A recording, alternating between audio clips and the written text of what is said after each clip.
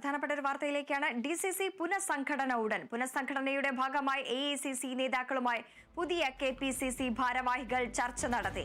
10 കോൺഗ്രസ് ജില്ലാ കമ്മിറ്റികളിൽ അഴിച്ചുപണിയും. പുതിയ KPCC നേതൃത്വത്തിന് പൂർണ്ണ പിന്തുണയുമുണ്ടെന്ന് പുതിയ ഭാരവാഹികൾ യോഗത്തിൽ അറിയിച്ചു. കൂടുതൽ വിവരങ്ങളുമായി ബിനോയ് ചേരുന്നു. ബിനോയ്, നിർണായകമായ യോഗമാണ് ചേർന്നിരിക്കുന്നത്. യോഗത്തിലെ പ്രധാന ചർച്ചകൾ, തീരുമാനങ്ങൾ എന്തൊക്കെയാണ്?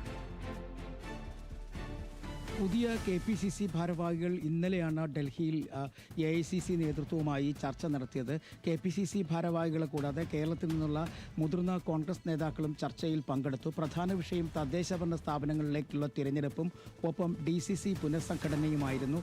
അതിൽ കേരളത്തിൽ നിന്നുള്ള KPCC ഭാരവാഹികൾ പ്രധാനമായും മുന്നോട്ട് വെച്ച ഒരു കാര്യം, വളരെ താമസമില്ലാതെ തന്നെ DCCകൾ പുനഃസംഘടിപ്പിച്ച് പ്രവർത്തനം കാര്യക്ഷമമാക്കിയാൽ മാത്രമേ തദ്ദേശഭരണ സ്ഥാപനങ്ങളിലെ തെരഞ്ഞെടുപ്പിൽ വലിയ വിജയം നേടുവാൻ കഴിയുകയുള്ളൂ എന്നൊരു നിർദ്ദേശം ഉയർന്നു വന്നിരുന്നു. ഇതിൻ്റെ അടിസ്ഥാനത്തിൽ AICC ഈ നിർദ്ദേശത്തിന് പച്ചക്കൊടി കാണിക്കുകയായിരുന്നു. AICC നേതാക്കന്മാരായ മല്ലികാർജ്ജുൻ ഖാർഗെ, രാഹുൽ ഗാന്ധി ഉൾപ്പെടെയുള്ളവർ ഇന്നലത്തെ യോഗത്തിൽ പങ്കെടുത്തിരുന്നു. കേരളത്തിൽ നിന്നുള്ള പഴയ ഭാരവാഹികളായ MM ഹസൻ ഉൾപ്പെടെ നേതാക്കന്മാരും ഈ ഇന്നലത്തെ യോഗത്തിൽ പങ്കെടുത്തിരുന്നു. പ്രധാനമായും അവർ മുന്നോട്ട് വയ്ക്കുന്ന രണ്ട് കാര്യങ്ങൾ, ഒന്ന് DCC പുനഃസംഘടനയാണ്. 10 DCCകളാണ് നിലവിലെ സാഹചര്യത്തിൽ പുനഃസംഘടിപ്പിക്കാൻ ഉദ്ദേശിക്കുന്നത്.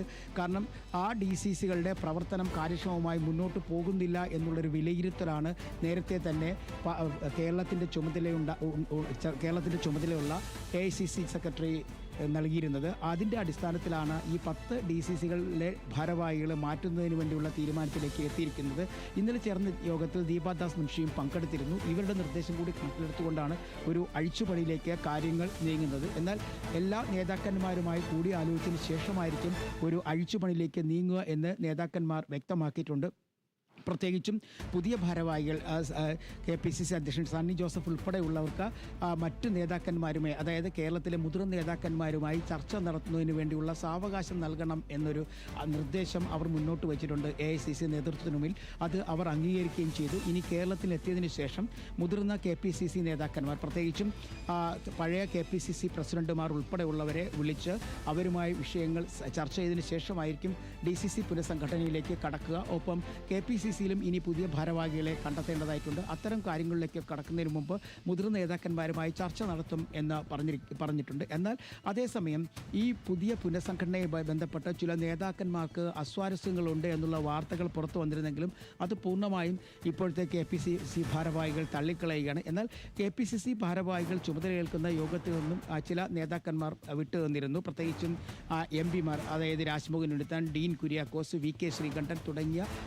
MPമാരൊക്കെ വിട്ടുനിന്നിരുന്നു. ഇവർ വിട്ടുനിന്നത് എന്തുകൊണ്ടാണ് എന്നുള്ള കാര്യത്തെക്കുറിച്ചുള്ള ചർച്ചകളും എതിർവിഭാഗം മുന്നോട്ട് കൊണ്ടുവരുന്നുണ്ട്. പ്രത്യേകിച്ചും AICC ഭാരവാഹികളെ തിരഞ്ഞെടുക്കുന്ന കാര്യത്തിൽ ഏകപക്ഷീയമായ ഒരു നിലപാട് രാഷ്ട്രീയകാര്യ ചുമതലയുള്ള AICC general secretary KC Venugopal സ്വീകരിച്ചു എന്നുള്ളതാണ് ഒരു വിഭാഗം നേതാക്കന്മാരുടെ പരാതി. കാരണം ഒരു കൂടിയാലോചന അനിവാര്യമായിരുന്നു. അത്തരത്തിലൊരു കൂടിയാലോചന നടത്താതെ ഏകപക്ഷീയമായൊരു പ്രഖ്യാപനം നടത്തി എന്നുള്ള ഒരു ആരോപണം പല ഭാഗത്തും ഉയരുന്നുണ്ടെങ്കിൽ ഇത് പരസ്യമായി പറയാൻ ഈ നേതാക്കന്മാരാരും തന്നെ തയ്യാറല്ല. കാരണം ഇനി കോൺഗ്രസിനകത്ത് ഗ്രൂപ്പുമായി ബന്ധപ്പെട്ട എന്തെങ്കിലും പ്രതിസന്ധി ഉണ്ടാക്കുകയാണെങ്കിൽ അവർക്കെതിരെ കർശന നടപടിയെടുത്ത് മുന്നോട്ട് പോകാനാണ് AICC നേതൃത്വത്തിൻ്റെ തീരുമാനം. ഒപ്പം UDFിൽ നിന്നും അകന്നുപോയ ആളുകളെ കൂടി തിരിച്ചെത്തിച്ചുകൊണ്ട് UDFിനെ കൂടുതൽ ശക്തിപ്പെടുത്താനുള്ള നീക്കങ്ങളും നടത്തുവാൻ നിർദ്ദേശം UDF കൺവീനർക്ക് AICC നേതൃത്വം നൽകിയിട്ടുണ്ട്. അങ്ങനെ മൊത്തത്തിൽ പാർട്ടിക്കൊരു പുതിയ മുഖം നൽകുക എന്നൊരു ലക്ഷ്യം തന്നെയാണ് ഇപ്പോൾ മുന്നോട്ട് വെച്ചിരിക്കുന്നത്. എന്തായാലും വരുന്ന ദിവസങ്ങളിൽ തന്നെ,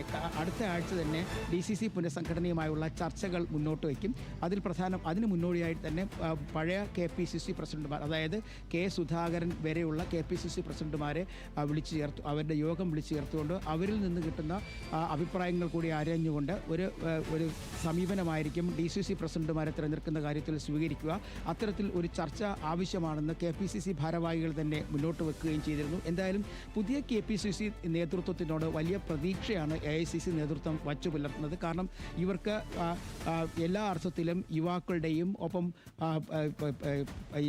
കൃത്യമായി പാർട്ടിയിൽ പ്രവർത്തിച്ചുകൊണ്ടുള്ള പരിചയ സമ്പത്തുമുള്ളവരും ഒക്കെ തന്നെ ഈ KPCC നേതൃത്വത്തിലുണ്ട്. അതുകൊണ്ട് തന്നെ കൃത്യമായൊരു വിജയം തദ്ദേശഭരണ സ്ഥാപനങ്ങളിലെ തെരഞ്ഞെടുപ്പിൽ കൈവരിക്കാൻ കഴിയും എന്നുള്ള പ്രതീക്ഷ AICC നേതാക്കൾക്കുമുണ്ട്. എന്തായാലും വരും ദിവസങ്ങളിൽ KPCC നേതൃത്വം എല്ലാ ജില്ലകളിലും വലിയ തരത്തിലുള്ള ചർച്ചകൾ നടത്തി DCCകളുമായി ബന്ധപ്പെട്ട പ്രശ്നങ്ങൾ പരിഹരിച്ച് മുന്നോട്ട് പോകാൻ തന്നെയാണ് തീരുമാനം. ശരി, വ്യക്തമാണ് അഭിനോയ്.